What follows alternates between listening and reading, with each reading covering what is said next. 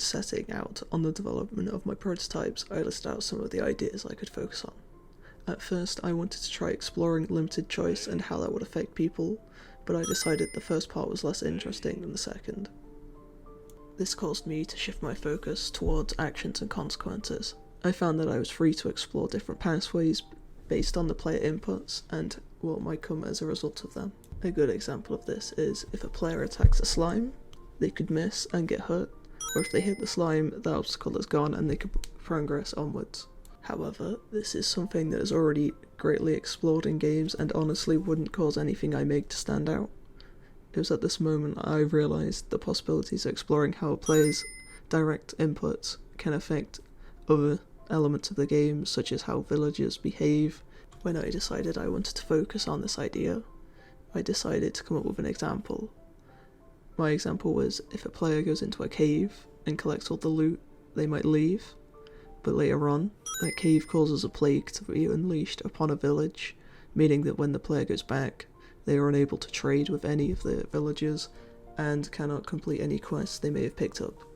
I use this example because it adds a different layer of complexity to the game, as the player needs to think about the long-lasting effects of their actions and how it might impact them as they progress through the game. Once I had settled on this idea, I started out with listing different game themes that I could design around. Ultimately, I ended up going with a game around a character trying to save a village from a perceived threat, a game focusing on complex questions but the player only has basic inputs such as yes and no, and a game where the player needs to save someone who tried to be a hero. My first idea, where a player takes control of a traveller who thinks they are saving a village, gives the players an option to leave straight away and not interact with the game at all. I like this because the player still walks away thinking about what could have happened if they didn't do that. They are left either wanting to play again to find out what's different, or they are left contemplating what could have happened and wondering what might have been. If they choose to play through the suggested route, they explore a warehouse but are ultimately trapped inside and left with the consequences of their own actions in pursuit of a heroic quest. My second idea focused around the player having to answer complex questions with limited inputs, mainly through yes or no answers. This takes away some of the player's agency over what's going on in the game. Although this idea is something I've worked on a lot, I couldn't get it to run consistently, so ultimately I had to shift my focus towards a different design. I decided that in this second prototype that I was making, instead of giving the player limited choice, I wanted to omit details from the player, such as killing enemies would directly impact how their game ends.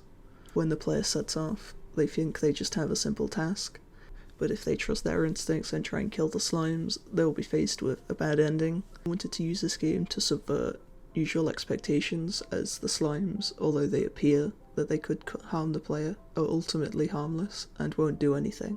I wanted this game to focus on the player's actions and how if they attack something, they directly affect the village's outcome and ultimately lose.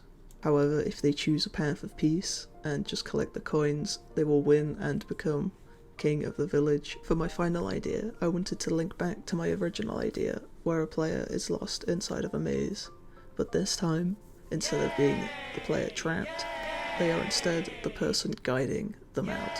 However, instead of being able to directly control the camera and orientate it to better suit your point of view, you have fixed positions where you can look around to. The player will move based on your inputs in these cameras and move towards the position that you have marked. This idea is something that builds upon the core concept of heroism explored inside of the first version.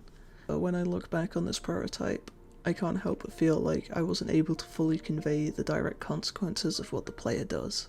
Things like the spawners was something that I wanted to add fallen characters to show that the player may escape but at the cost of more people being endangered. I also wanted to add screenshots and clips to show better where the player was from and where they were going to be sent to when they escape. These would show how different the player is sent to is from where they started and how out of position they are. This would help me show that although they have won and escaped, they are still facing the consequences of their attempted heroism in their first idea. I feel that my first two prototypes were able to better showcase my original idea and how it could be implemented into games. However, I think that my third idea allowed me more creative freedom, and though I wasn't able to implement everything I wanted to, it still fits my original idea. Although I enjoyed the challenging aspect of needing to develop ideas on my own, I can't help but feel like I would have been better off focusing on a smaller game with less complicated mechanics and better showcase the idea that I wanted to. The final design relied too much upon me learning new code and how to correctly implement it that it caused me to fall quite far behind and have to rework prototypes 1 and 2.